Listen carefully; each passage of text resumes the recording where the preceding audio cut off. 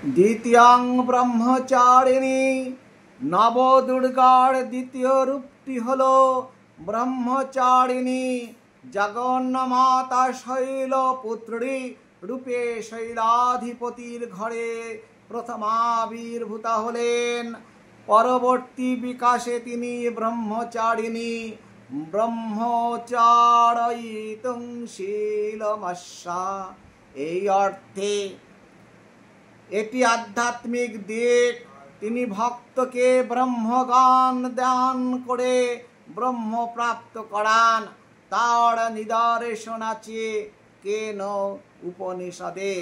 মহামায়া জ্যোতির্ময় মূর্তিতে আত্মাম্ভরিতায় ও কর্তৃত্বাভিমানে বিমূঢ় ইন্দ্রাদি দেবগণের মধ্যে অগ্নিদেব ও পবন দেবের দম্ভ যখন চূর্ণ করে দিলেন, তখন স্বয়ং দেবরাজ ইন্দ্র গেলেন সেই জ্যোতির স্বরূপ জানতে।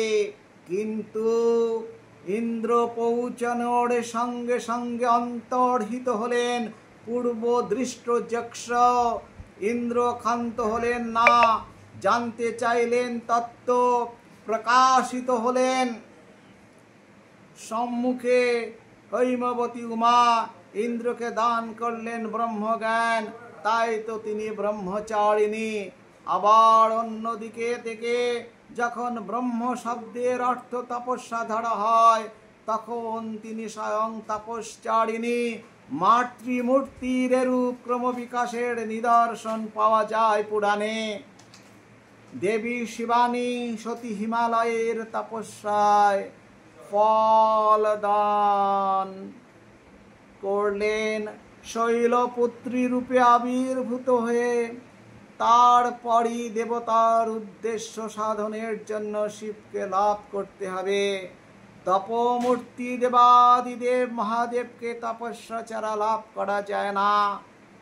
তাই হিমালয়, মেনকা প্রভৃতি সকলের অনুরোধ উপেক্ষা করে শৈলপুত্রী তপশ্চরণে নিজেকে নিয়োগ করলেন।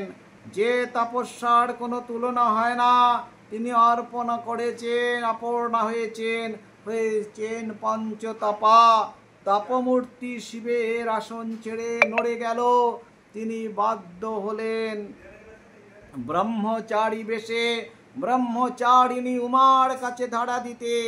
জগন্মাতা ব্রহ্মচারিণীর দীপ্ত প্রতিমা ঋষি চক্ষে উদ্ভাসিত হয়েছে।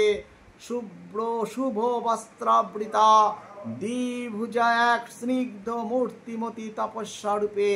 তার ডান হাতে আছে মোক্ষ প্রদায়িনী জপমালা, আর বাম হাতে কমণ্ডলু।